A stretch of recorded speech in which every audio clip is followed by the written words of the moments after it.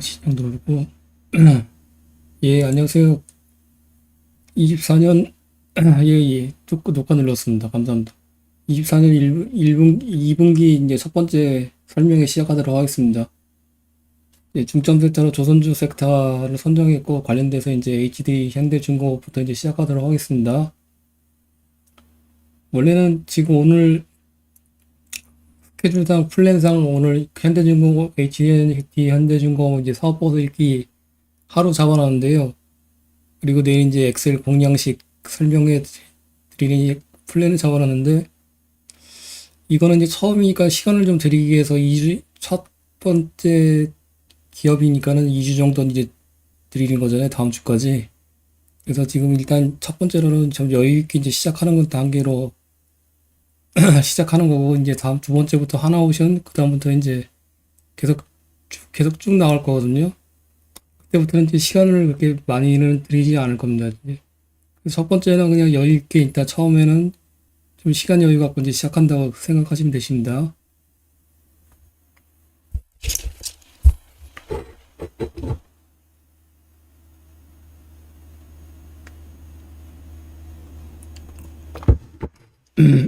저기 입력은 잘 많이 해보셨나요?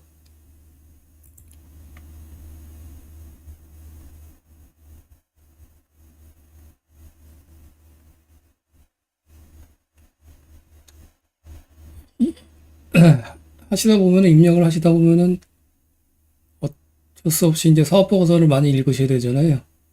그렇기 때문에 이제 일단 처음이니까는 처음 가입하신 분들도 계시고 그래서 사업 보고서를 같이 이제 한번 같이 훑어보는 시간을 갖도록 하겠습니다.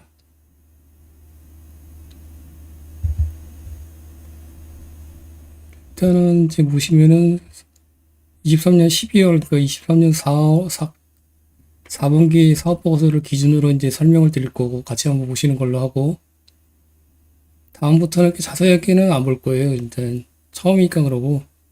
그리고 사업보고서 보시기 전에, 해당 기업에 이제 가장 자세하게 볼 수 있는 거는 보통 유상증자나 회사채를 발행하거나 신규 IPO, 그러니까는 상장했을 때 전에 투자 설명서가 있거든요. 쭉 보시다 보면은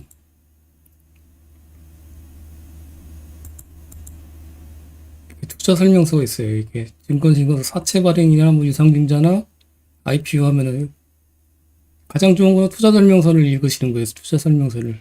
여기에 보시면은 사업보고서나 분기보고서에 없는 중요한 내용들이 많이 있습니다. 그래서 간단하게 일단 투자 설명서 잠깐만 보시도록 할게요.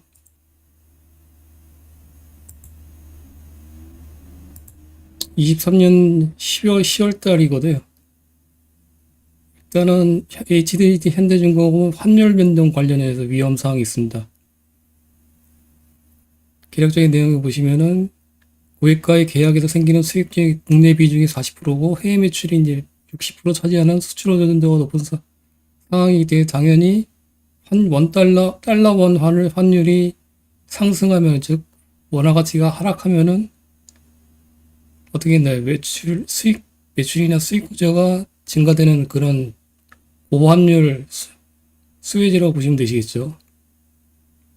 그리고 지금 최근에 이제 달러 원 환율이 계속 상승하고 있잖아요. 그렇기 때문에 이런 조선주 같은 경우에는 유리한 조건이 형성하고 있다고 보시면 되십니다.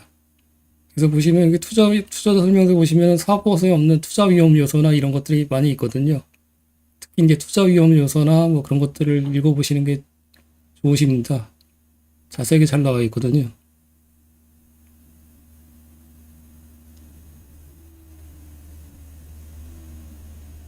최근에 1,300원대 계속 유지하고 있잖아요. 예전에는 뭐 1,100원대 이렇게 있는데, 이런 이제 환율은 이제 다가오기가 힘들다는 그런 분석 내용들이 많습니다. 그래서 1,300원대가 달러 환율로, 달러 원 환율로 이렇게 고착화되고 있는 작금의 상황이 아닌가, 이렇게 많은 그 리포트들이 나오고 있습니다. 최근에. 신규 수주 관련해서 이제 나와 있는데, 2022년 세계 신조선 발주량 전년도에 폭발적인 발주량이 21년도에 이제 발주량이 폭발적이었고 최근에 보면은 22년도에는 감소했고요. 그리고 23년도에도 추가적으로 감소하고 24년도에도 초반에 좀 추가적으로 감소하는 추세를 보이겠습니다. 전체 글로벌 선박 잠시만요.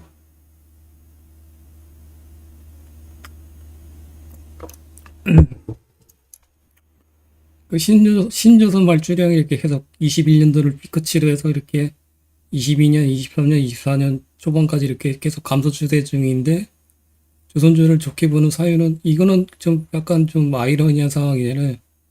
대치되는 상황이죠. 대치되는 상황이잖아요. 발주량이 많이 나와야 큐의 확정이 나와야지만 좋은 게 아니냐 그렇게 말씀하시는데 물론 그 당연한 의견이시죠. 그리고 최근에 이제 조선주가 계속 피크아웃 논란에 휩싸이는 사유가 이것 때문입니다. 전 세계 발주량이 지속적으로 감소 추세 중에 있다. 그래서 리포트를 하나 잠깐 보시도록 할게요. 여기 보시면 한번 예전에 공유드렸었는데 산업통상자원부에서 이제 배포 자료거든요. 그래서 올해 24년 1분기 K조선 수주액은 136억 달러 세계 1위를 기록했습니다. 내용 텔레그램 찾아보시면 아실 테고 그래서 수주량을 보시죠. 한중일이 가장 많잖아요. 그래서 노란색이 한국이거든요. 그리고 전체 이제 전체량을 보시면 이제 발주량을 보실 수가 있으시고 21년도에 피크치를 찍었어요. 이렇게 보시면요. 그리고 22년도 하락, 23년도 하락, 24년도 초반 하락 이렇게 해서 발주량은 이렇게 하향 추세를 보이겠습니다. 이렇게 보시면요. 전체적으로 추세적으로 보시면은 그래서 지금 조선주의 피크아웃 논란이 불거지고 있는 사유는 발주량이 이렇게 감소 추세인 전 세계적인 발주량이 감소 추세를 보이고 있는 이런 여건 때문에 그렇습니다. 근데 한국만 보시면 노란색인데 MS 그러니까는 마켓시어가 점유율이 24년 들어서 갑자기 상당히 높아지고 있어요. 이렇게 사회는 이제 중국 쪽에 이제 저가 수주를 많이 했잖아요. 그래서 도크가 중국 쪽에는 거의 다 찼다고 하더라고요. 근데 저도 이제 조선 섹터는 공부를 하는 게 이번이 처음이거든요. 거의 모르는 조선 쪽에는 거의 모르는 상태에서 이제 24년 2분기부터 3월 말부터 이제 리포트나 아니면 여러 가지 이제 기업들을 이제 분석 중에서 저도 조선 쪽에는 거의 알지 못하고 있습니다. 그래서 PPT로 해서 프레젠테이션 이제 조선 산업 쪽에는 정리를 이제 중간중간에 해서 4월 말이나 5월 초쯤에 이제 프레젠테이션 방식으로 한번 설명을 드릴 건데 일단은 그렇게 하기 전에 이제 개별 기업들을 이제 딥하게 이제 분석 먼저 한 다음에 그것들을 이제 종합적으로 정리해서 제가 이해한 다음에 이렇게 설명을 드리려고 계획하고 있거든요.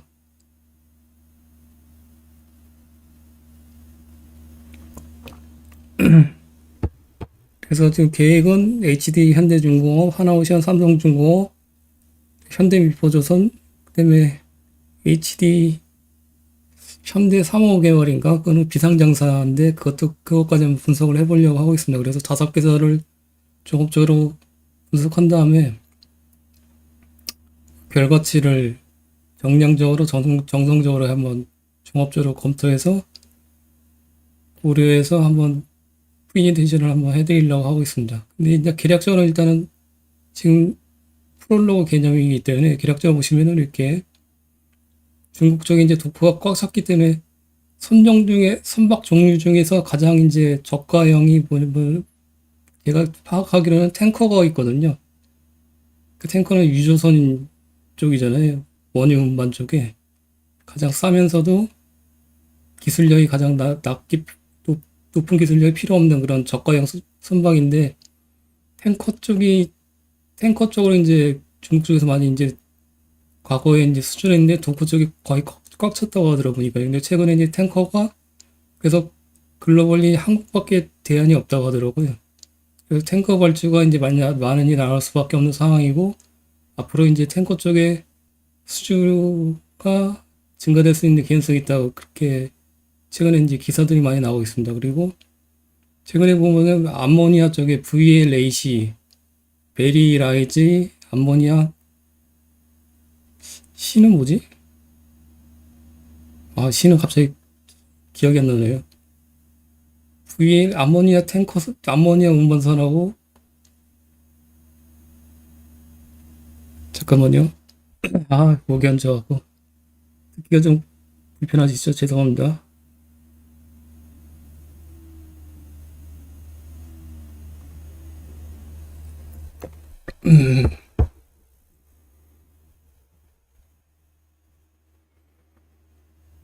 그리고, 얼마 전에 공유드렸잖아요. LI-O2 쪽에서 CCUS 탄소 포집 쪽 관련돼서 선박들 공부할 게 상당히 많더라고요. 보니까 이제 그래서 계속적으로 이제 팔로우업을 해드릴 거고, 현재는 일단은 점유율이 일단 글로벌 1위로 올랐었고, 그다음에 두 번째 포인트는 뭐냐면 21년도에는 저가 수주를 했었는데 22년부터는 이제 여기서부터는 고가 수주를 이제 많이 했다고 하고 있습니다. 그래서 제가 지금 조선주를 공부하면서 가장 관건은 뭐냐면은 신조선과하고 관건은 이제 PQC 관점에서 신조선과 추이하고 Q는 이제 수주량이잖아요. 그 다음에 C는 이제 후판 쪽하고 인건비하고 외주가공비 그게 이제 가장 관건이더라 보니까요.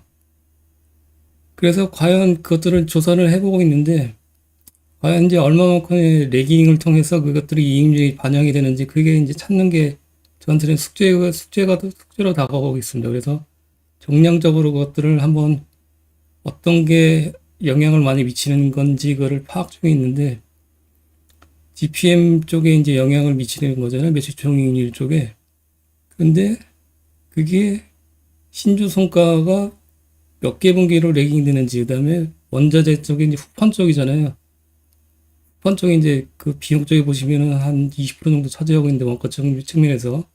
여기 높은 게 또 외주비, 외주광비하고 인건비가 있는데, 과연 그것들을 종합적으로 검토를 해서 얼만큼 레깅 돼서 GPM이 얼만큼 후에 레깅이 돼서 반영이 되는지 그게 추세를 찾는 것이 관건이라고 생각하고 있습니다. 그래서 여러 가지들을 측면에서 이제 고려를 해서 엑셀에다가 이제 반영 중에 있는데 잘 맞지가 않아요. 근데 캐리어 예. 그래서 뭐 일단은 뭐 지금 하나오션도 이제 엑셀을 공유 드렸었잖아요. 근데 고려해야 될 게 이제 제품가 같은 경우에는 일단 고민 한번 같이 이제 공유를 드린 거죠.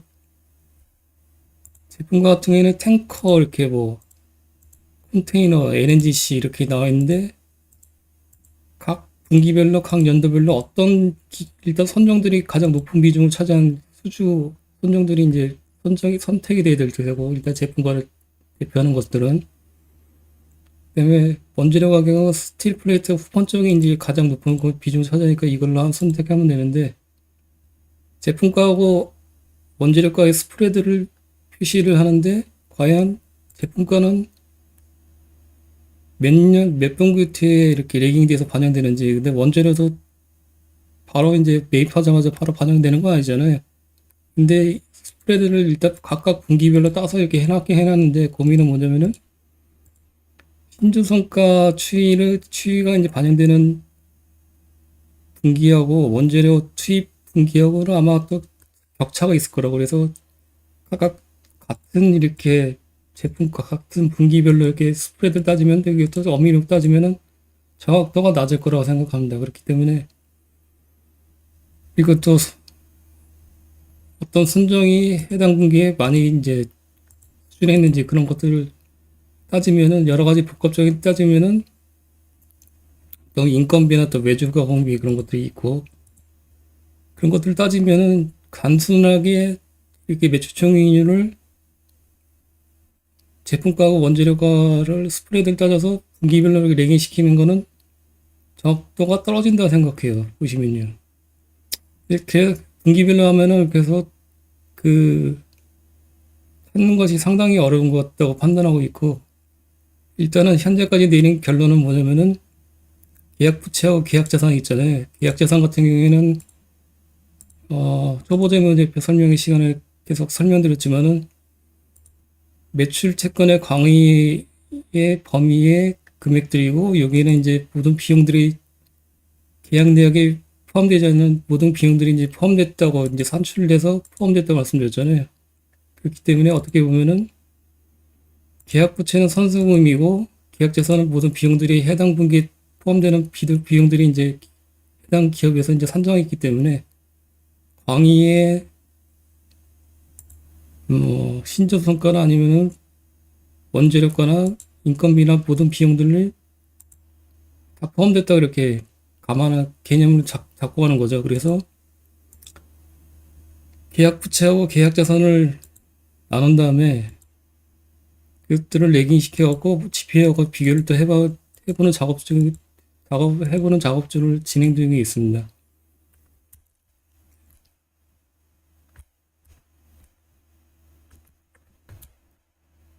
이렇게 따지는 사이는 뭐냐면은 일단은 기본적으로 매출을 추론해야 될 거 아니에요. 매출을 추론하기 위해서는 일단 가장 중요한 거는 계약 부채 선수금하고 그다음에 수장고하고 매출액과 레깅이 시키는 게 필요하고 이렇게. 두 번째는 이제 이익률이잖아요. 관건은 매출 추이를 추론한다 그러면은 두 번째는 관건은 또 이익률인데, 이익률 같은 경우에는 신조 성과나 그런 것들이 레깅이 얼마큼 되는지는 정확히 파악이 안 되고 있습니다. 그렇기 때문에 그것들을 지금 최종적으로 중간 과정에서 이제 결론을 내린 건 뭐냐면은 방금 전에 말씀드렸듯이 계약 부채를 계약 자산으로 나눠서 이것을 GPM과 레깅이 시켜서 이제 상관관계를 따져보는 거죠. 그런데 일단 현대중공업 같은 경우에는 계약 부채 계약 자산을 레깅을 4개 분기를 시키면은 74.4%가 나오고 있어요. 근데 이게 지금 현재 문제는 뭐냐면은 변경 상장된 지 얼마 안 됐기 때문에 20년 1분기 이전에 레코드가 없어요. 그래서 레코드가 너무 짧다는 거예요, 보시면요. 그래서 계략적으로 보시면 일단은 70% 정도 이상이면은 코리레이션 상관관계가 높다고 판단하면 되잖아요. 그래서 이 추이로 보면은 선수금 추이나 일단 계략적으로 설명드리는 겁니다. 일단은 어떻게 지금 진행되고 있는지. 매출 추이 같은 경우에는 보시면은 일단은 지속적으로 상승할 수 있는 개연성이 있고, 일단 수주한고는 이제 이렇게 선수금이 계속 높아지기 때문에 수주한고 레깅이 5개 분기 시켰을 때 90%면은 거의 같다고 보시면 되시잖아요. 그래서 매출 추이나 아니면은 이익률 추이는 현대중공업은 계속적으로 높아질 수 있는 개연성이 있다 이렇게 판단하고 있습니다. 그래서 이렇게 방향성을 찾고 가고 있습니다. 근데 HD 현대중공업뿐만 아니라 이제 하나오션하고 삼성중공업이나 현대미포전선도 이제 계속적으로 이제 체크할 거니까요. 그것들을 종합해서 이에 과연 레코드가 정량적으로 맞는 건지 그걸 다시 한번 계속적으로 종합적으로 판단한 다음에 4월 말이나 5월 초쯤에 해서 종합적으로 해서 검토해서 알려드리도록 하겠습니다. 일단은 그래서 이런 것들을 이해하시기 위해서는 제가 드리는 엑셀 공량식 엑셀 있잖아요.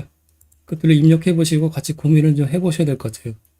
그리고 지금 계속 중간중간에 초반에 나눠드린 거 이외에 계속 지금 업데이트를 하고 있거든요. 엑셀 양식 같은 거는. 그래서 이것들은 일단 중간 단계에서 일단은 풀 엑셀 양식 데이터를 설명드릴 건데, 계속 이제 업데이트 중이니까 고민 중에 있어갖고 5월이나 6월쯤에 최종적으로 다시 한번 공유를 드리도록 하겠습니다. 이렇게 진행하겠습니다. 근데 제가 설명드린 거는 이해가 되시나요? 처음 가입하신 분들은 초보재무제표 설명 그 영상을 좀 보셔야지만 이해가 가실 거거든요. 근데 그 지난 분기나 아니면은 계속적으로 그 들으셨던 분들은 제가 지금 말씀드린 게 개념 플로우가 이해가 되시나요? 궁금하네요.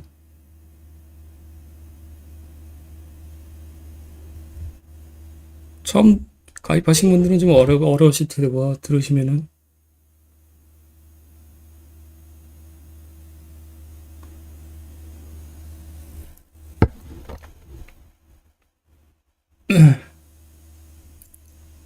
어떠신가요? 이해가 좀 되시나요? 플로우를? 뭐를 말씀드리는 건지?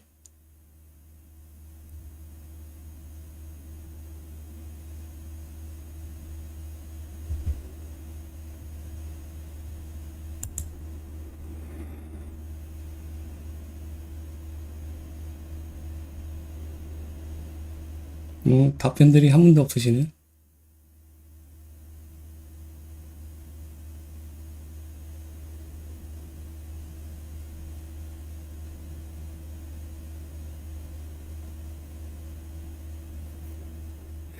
이해가 잘 안 되시는 분들 많으실 거라 생각합니다. 근데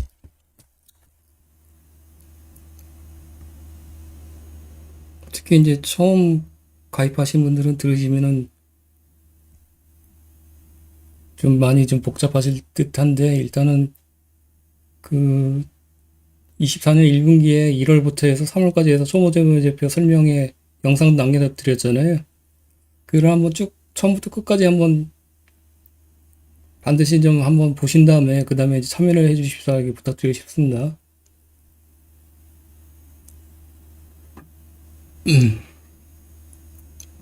여기서 이제 관건은 조선주도 마찬가지 수주형 기업들 같은 경우에는 방산주도 마찬가지겠지만은 계약자산하고 계약부채의 관계를 따져보는 것, 특히 계약부채를 따져보시는 것이 가장 중요하다고 생각합니다. 계약자산하고 계약자산, 계약부채 관련된 거는 그 영상에 남겨져 있으니까요. 그걸 한번 참고하시기 바라고.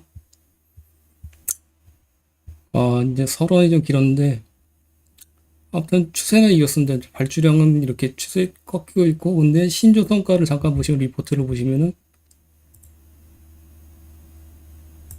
이렇게 신조선 추이는 08년 지금 이 업데이트가 24년도에 안 됐는데 텔레그램에 최근에 공유드렸죠. 이 신조선가 추이가 그 08년 이후에 거의 최고점에 근접하고 있어요. 최근에. 그리고 수주장고는 발주량은 이렇게 줄어들고 있지만은 수주장고는 누적으로 이렇게 계속적으로 지속적인 증가 추세에 있습니다. 그래서 도크가 거의 찼기 때문에 신전선까지 지금 올라오고 있고 21년도에 저가 수주했잖아요. 근데 22년부터 이제 고가 수주를 해서 대략적으로 선박 건조는 한 2년에서 3년 걸리니까는 그게 이제 22년도에 고가 수주를 했던 게 매출로 반영되는 게 24년부터 반영돼서 25년도에 피크치를 찍을 수 있는 그런 개연성이 있다고 보시면 되시죠. 그래서 매출 측면으로 봤을 때는 발주량은 감소 추세에 있지만은 MS는 24년 1분기에 글로벌 1위로 올라섰고 증가 추세고, 그다음에 매출 측면에서 고가 수주를 했던 22년도, 23년도에 그런 수주 물량들이 24년하고 25년도에 점차적으로 계속적으로 계단식으로 반영된다 보시면 되시죠. 그러면은 비록 발주량은 줄어들고 있지만은 매출 측면이나 이익률 측면에서는 24년, 25년으로 갈수록 국내 조선사들은 증가될 수 있는 개연성이 높다고 보시면 되십니다. 그래서 조선주를 지금 선정을 했고, 여기서 가장 만약에 더 좋은 거는 뭐냐면은 발주량이 다시 이제 증가 추세로 올라서는 그런 모습들이 보이면은 훨씬 더 좋아지겠죠. 근데 최근에 지난주에 리포트를 잠깐 보시면은 24년도에는 누적으로 보시면은 23년 대비 좀 아쉽게도 5.9% 감소하고 있습니다. 그래서 하반기에는 일단 다시 한번 보셔야 될 것 같아요. 보시면요. 근데 선정별로 보면은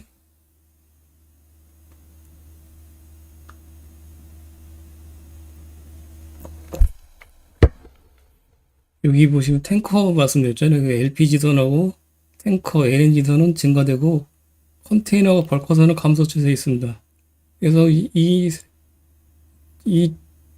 선종이 이제 일단은 중요하고, LNG선 같은 경우에는 많이 수주를 했었잖아요.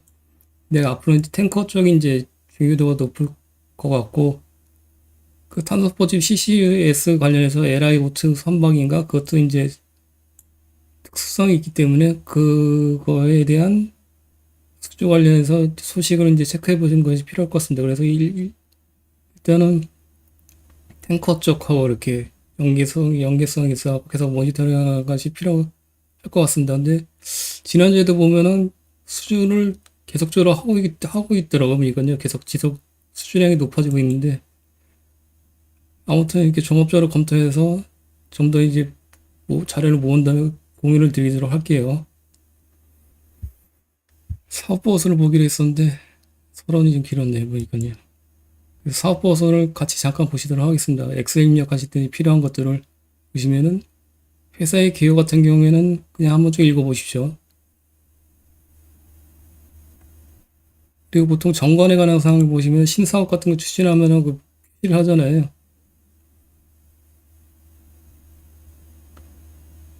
신사업의 뭐 교육 서비스 그 뜬금없이 이런 것들을 표시해놨는데 해당 사항하고 추진하고 있지 않는 것 같습니다. 그리고 회사의 연영을 잠깐 보시면 그 특이사항이 있는데 여기 보시면은 경영활동과 관련된 중요한 사항이 발생된 관련된 이런 것들을 한번 쭉 읽어보시면 도움이 되시죠. 근데 보시면은 제가 개인적으로 봤을 때 특이사항들은 보시면은 뭐 이지스함 수주를 했고 그 다음에 누리호 3차 발사 때 제작을 했더라고 보니까요. 우주방산 쪽하고도 연계성이 있는 걸로 보이고 방산 쪽하고 이제 연계성이 그죠. 국내 조선사 중에서 방산 쪽하고 연계성 있는 건 하나오션하고 HD 현대중공업 두 개사잖아요. 그래서 방산 쪽으로 연계 관계가 있다고 보시면 되십니다. 방산수 스토리가 있다 보시면 되시고 최근에 페루 쪽에 또 4조 원 수주를 했었잖아요. 함정 쪽으로 해서 해외 쪽으로 해서 그래서 방산 쪽하고 뉴스를 보게 드렸지만은 미국 쪽에서 이제 중국 쪽에 이제 제재를 가하려고 하는데 그게 결과가 4월 말쯤에 나왔다.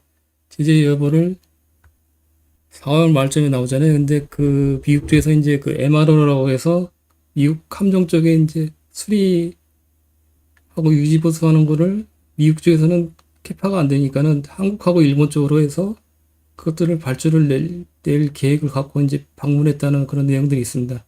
그래서 방산 쪽에 스토리가 있다 보시면 되실 것 같고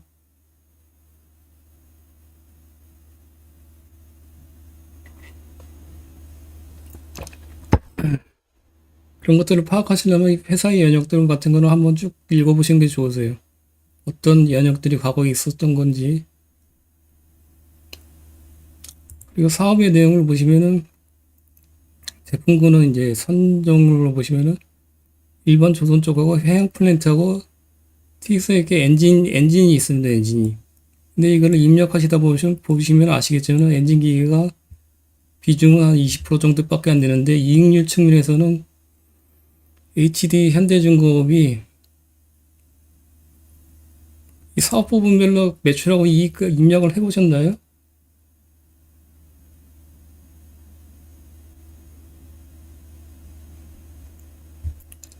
사업 부분별로 매출과 이익 확인하시려면 어디서 보시냐면은 재무제표 주석에서 보시면 되시죠. 여기서 보시면은 보통 그 영업 부분별 현황이나 아니면 사업 부분별 현황으로 이렇게 분류를 하거든요. 그래서 보통 일반적인 기업들을 다 이렇게 분류를 하고 있습니다. 그래서 중소기업들도 이렇게 나와 있고 중소기업별로 매출액과 이익들도 체크할 수 있고 아니면은 보통 부문이라고 검색을 하시면은 부문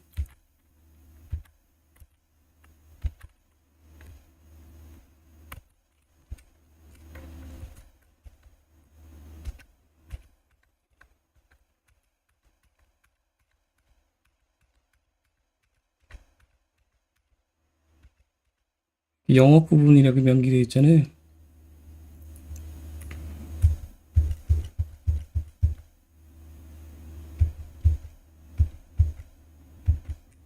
그래서 영업 부분에 대한 공시에서 이렇게 구분이 되어 있습니다. 조선 쪽하고 해양 플랜트, 엔진, 기타 이렇게 네 개 부분으로 나눠지고 있는데 보시면은 각 분기별로 매출액 추이들이 나와 있습니다. 매출액과 영업손익, 순이익인데 엑셀에다가 제가 표시를 해드렸습니다. 공양식에다가.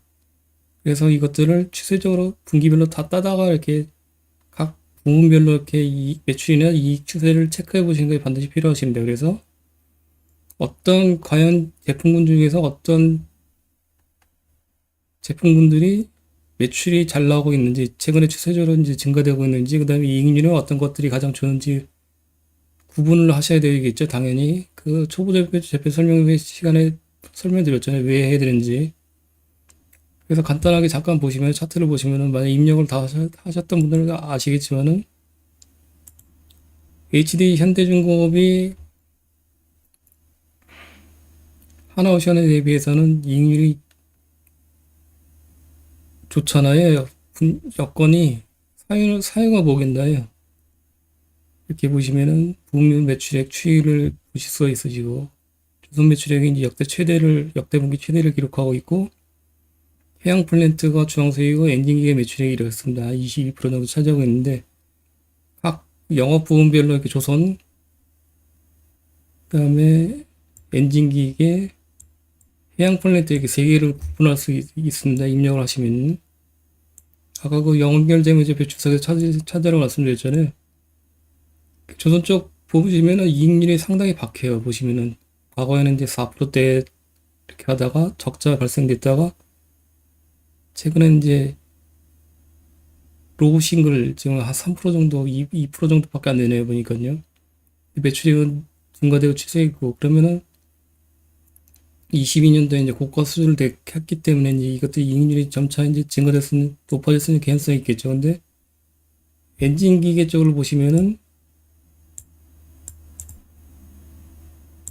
이익률이 상당히 꽤나 높아요. 이게 조선 쪽에 비해서 10%대 중반대를 유지하고 있습니다. 그래서 이게 캐시카우로 역할을 하고 있다고 보시면 되시고요. 캐시카우 역할을 하고 있다고 보시면 되시고 23년 4분기에는 특이성 있게 해양 플랜트에서 일회성으로 이 고이익률이 나왔습니다. 그래서 이거는 일회성이 있기 때문에 그냥 이익률 측면에서 고려를 일회성으로 판단하시면 되실 것 같아요. 그래서 매출 측면에서나 이익 측면에서 하나오션 같은 경우에는 보면은 입력하신다 보시면 아시겠지만 엔진 쪽이 없습니다. 그래서 다른 조선사보다 여건이 가장 좋은 여건을 보이고 있는 사유는 이 엔진 때문에 그렇다고 판단되고 있습니다. 엔진 때문에. 그래서 HD 현대중공업은 잠시만요.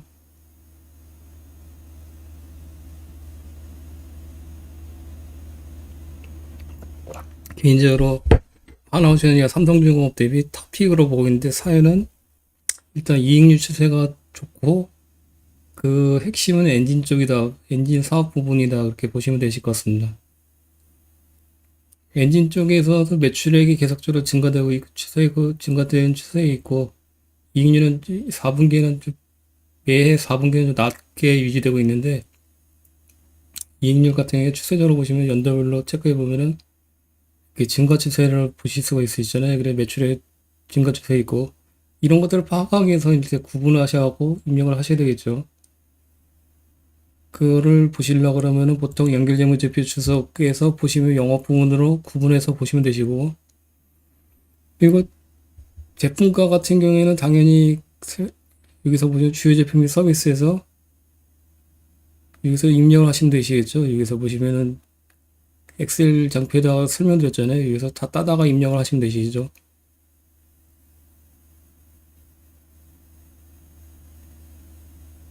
네, 원재료 쪽에 보시면은 매입액 관련해서는 전체적인 매입액은 표시가 되어 있고 주요 원재료는 당연히 스틸 플레이트 쪽이겠죠. 그래서 이것들도 마찬가지로 다 입력을 하시라고 엑셀로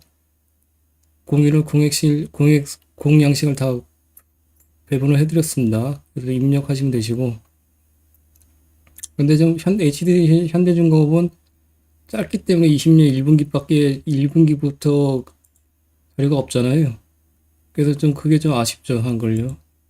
원래는 한 5년 정도 추세를 보는 게 필요한데, 그래서 HD 현대중공업은 일단은 맛배기로 보시면 되시고 짧잖아요. 그래서 입력하시기 별로 없으시고 이렇게 원재료 가격이나 스프레드나 그래서 하나오션이 이제 삼성중공 하나오션은 이제 별로 해드렸잖아요.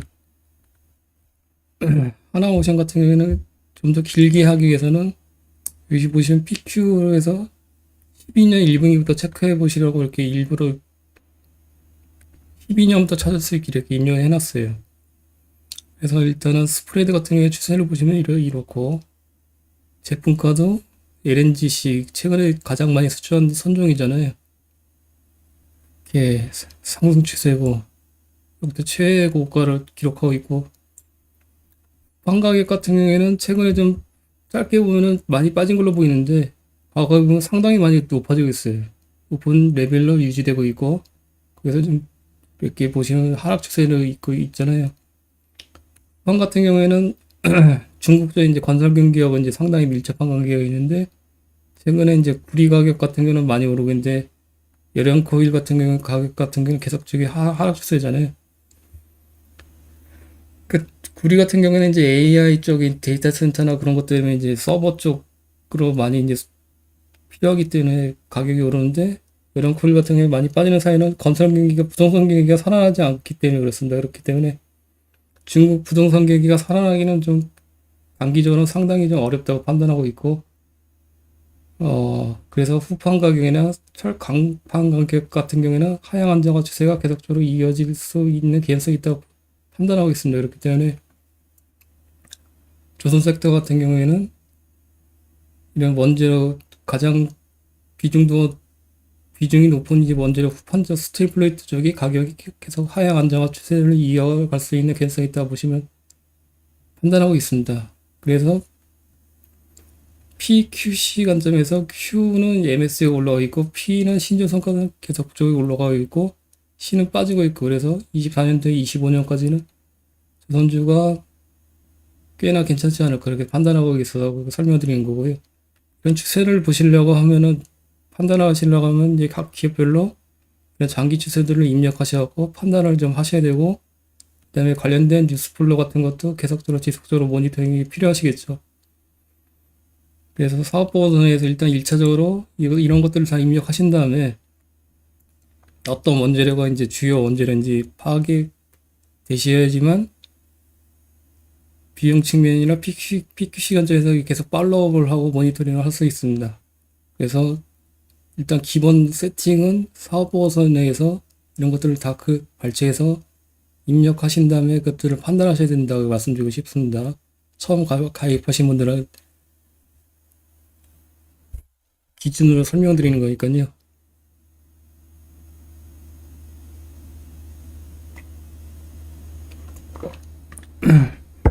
조선 부분이 선박 부분이 보시면은 어떻게 보면 상당히 복잡한데 어떻게 보면 또 간단해요. 보시면 그래서 하나를 세팅시키면은 이게 원재료 같은 거 같잖아요. 스티플레이트나 뭐 형광이나 페인트는 그렇게 중요도는 높다고 보지는 않습니다. 그래서 페인트는 뺐어요, 일부러. 그리고 이제 조선주 이자재 관련해서 진행할 건데 페인트 관련주도 이제 조선 쪽에 관련되긴 됐잖아요. 근데 요로 페인트나 뭐 조광 페인트 같은 경우에 체크해 보니까는 주요 이제 자회사들이 있는데 그것들은 거의 다 관계회사 쪽 중소기업이 아니라 관계회사 쪽이더라고요. 보니까요. 그래서 페인트는 아예 그냥 제외를 시켰습니다. 조선 쪽으로 해서는 그렇게 보시면 되시고 수연항대로 같은 경우 보시면은 질문을 하셨는데 현진 아빠님이신가? 맞으시나요? 제가 이제 신규 계약을 분기별로 누적으로 입력을 해놨잖아요. 근데 체크를 해보니까는 수주장고는 누적으로 표시하는 것이 맞는데 신규 계약액은 이게 누적이니까는 개별로 분기별로 대회를 시키는 것이 맞는 걸로 판단하고 있습니다. 근데 문제는 뭐냐면은 이거를 누적으로 해서 앞에 거를 다 빼주면은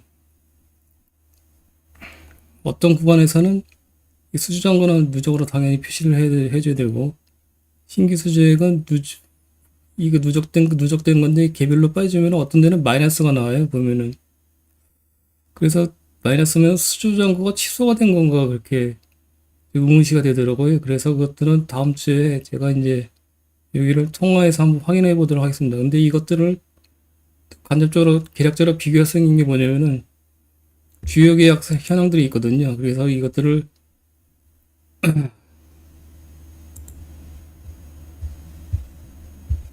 HD 현대중공업 같은 경우에는 보시면은 중간중간에 단일 판매 공급 계약 체결이 있잖아요. 이것들을 다 따다가 엑셀에 입력하는 거죠. 일단은 이렇게 이거 다 일일이 다 따다가 제가 입력한 거거든요. 그러면 이제 분기별로 추세가 나올 거 아닙니까? 이렇게 보시면은 24년 최근에 23년 4분기에는 명기가 안 돼서 수정거와 24년 1분기에 보시면 HD 현대중공업이 이게 이제 23년 4분기에 3건 수주했거든요. 24년 1분기에 현재까지 보시면은 9건을 수주했어요.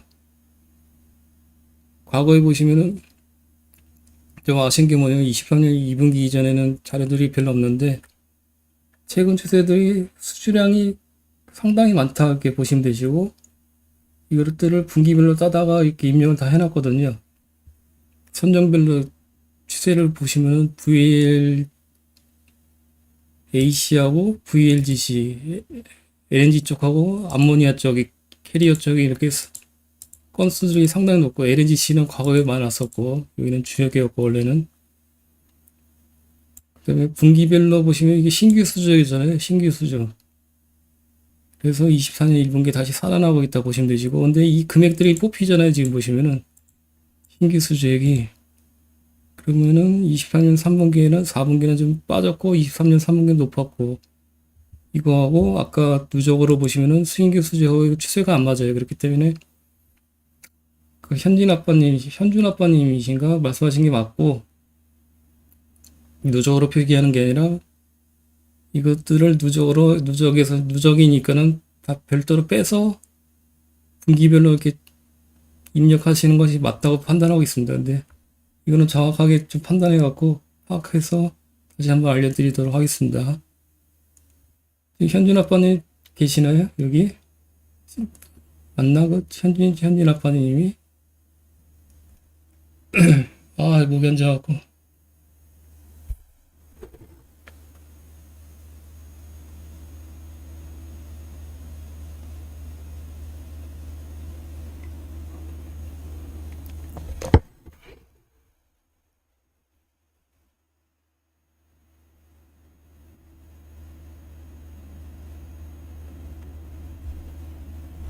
잠깐만요.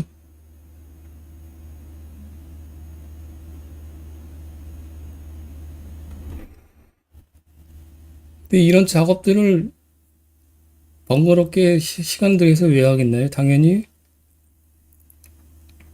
과거의 자료는 의미가 있을 거예요, 없을 거예요? 실전 투자하는 관점에서는 의미가 있을 수도 있고 없을 수도 있겠죠. 근데 가장 중요한 거는 뭐냐면은 과거 트랙 레코드를 통해서 실전 투자 관점에서 현재 시장에서 매수를 한다고 그러면은 미래 실적을 추론하기 위해서 이런 것들이 다 필요한 겁니다. 추세를 하기 위해서. 만약에 이런 추세들이 지금 보시면은 이런 추세들을 보시면은 피크아웃 논란을 잠재울 수 있는 그런 수주 체결 속도라고 보시면 되시잖아요. 일단은 PQC 현장에서는 과거에 수주했던 것들이 이제 레깅돼서 반영돼서 일단 상당히 괜찮게 나타난다는 것이 예측이 가능하고 거기서 플러스 신규 수주 건수들이 급증하고 있다 보시면 되시죠. 근데 한계 기업이잖아요, 현재. 이 한계 기업. 그래서 섹터를 공부하시려고 하면은 거기 섹터에 포함된 대표 기업들을 여러 가지들을 집중적으로 분석하는 것이 필요하다고 생각합니다. 그래서 계속 이제 하나오션하고 삼성중공업들을 일단 같이 이제 공유를 드릴 건데, 아이고, 오늘 힘드네. 제가 허리를 삐끗해갖고 지금.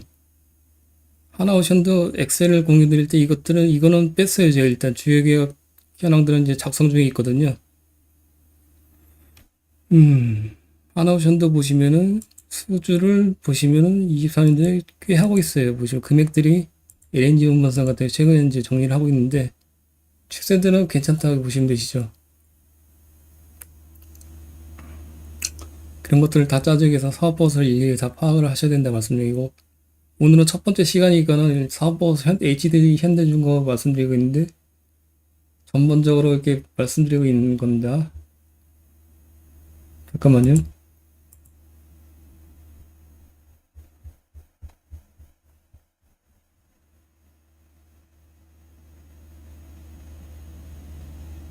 아, 다른 분이 하셨네. 이 SHY님이.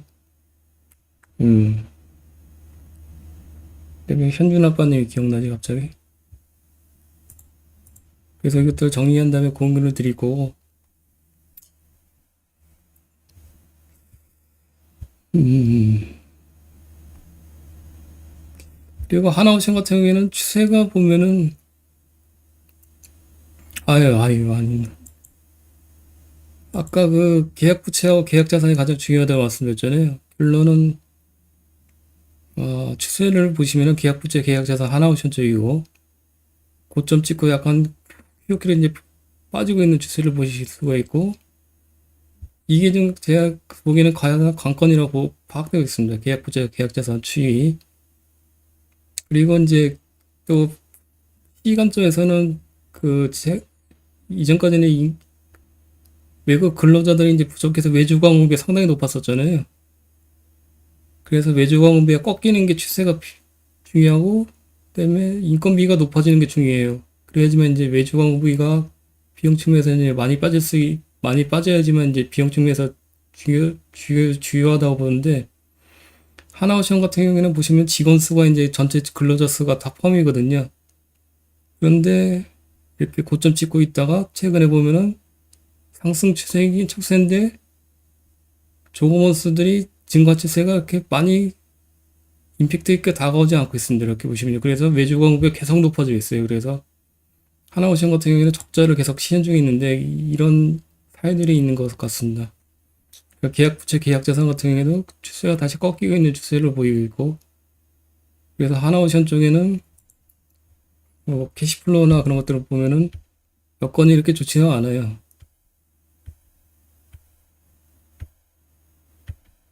이렇게 보시면 캐시플로우도 상당히 안 좋고, 근데 현대중공업을 보시면은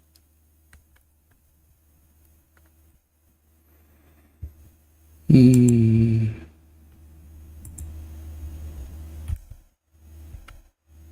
일단 계약부채, 계약자산 같은 경우에도 보시면은 여기 고점 찍고 빠졌다가 QQ로 계속 올라가고 있고, 역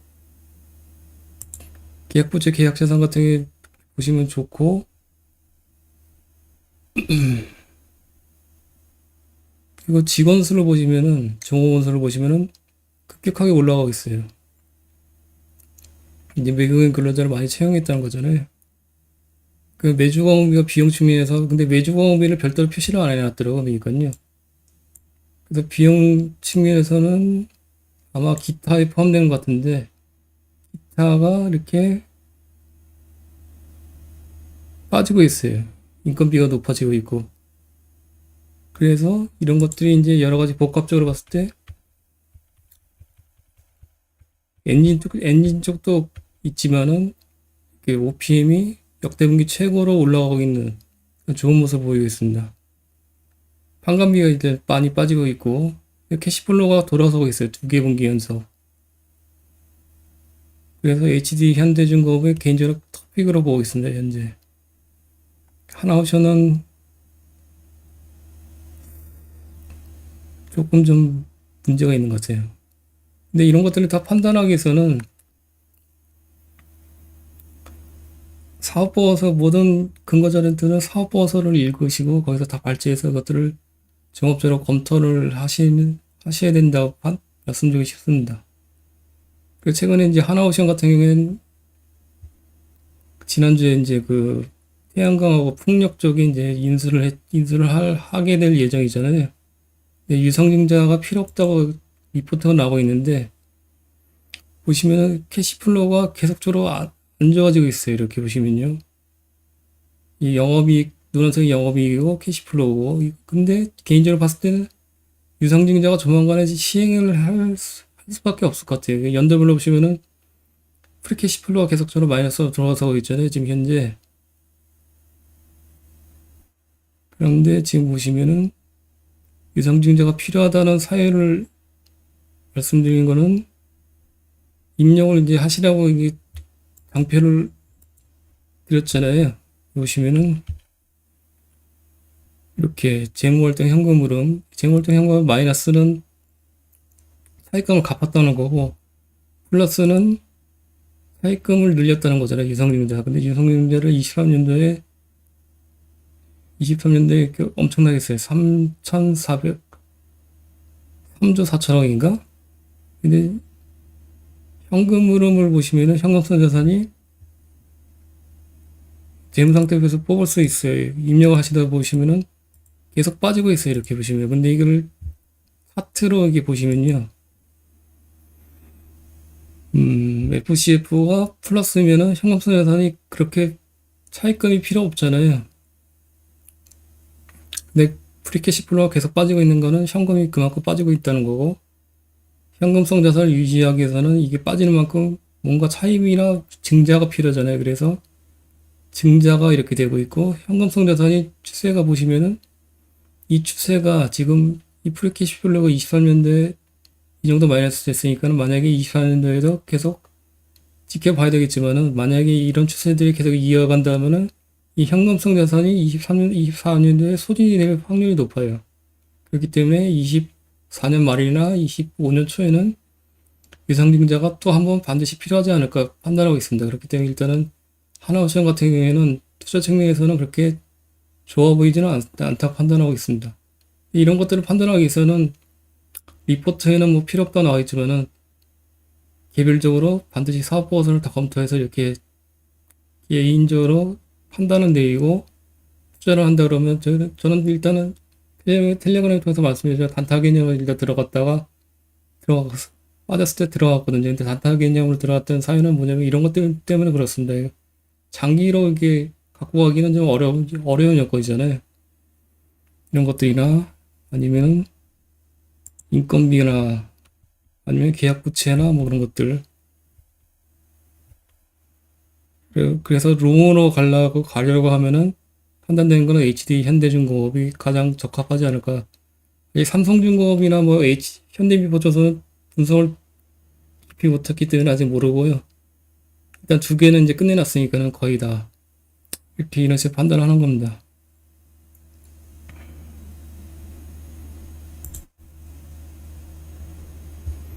그래서 기본은 다 사업보고서에서 발췌해서 판단할 수 있다 보시면 되시고,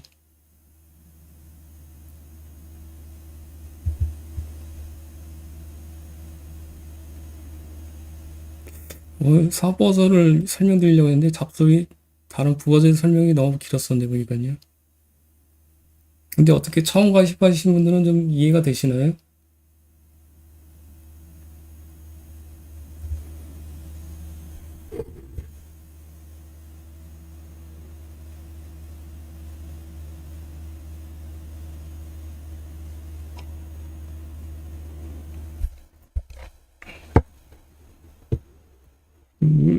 이해가 되시면 다행입니다.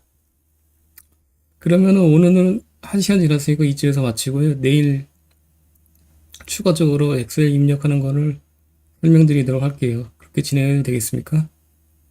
그래서 매일 시간대 1시간 정도씩 계속 진행할게요. 이제 매주 토요일날 일요일날.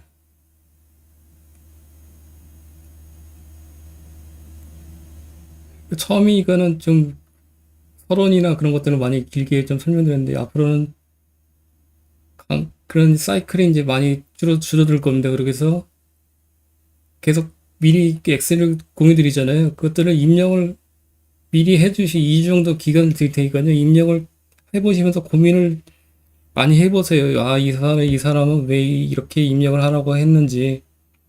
그런 입력 과정과 고민을 거쳐서 이렇게 설명을 들으시면 이해가 빠르고 자기 것이 되신다는 걸요. 이렇게 진행하시면 되시고, 내일 22시에 뵙도록 하겠습니다. 오늘 주말인데 참석해 주셔서 감사하고요. 내일 뵙도록 하겠습니다.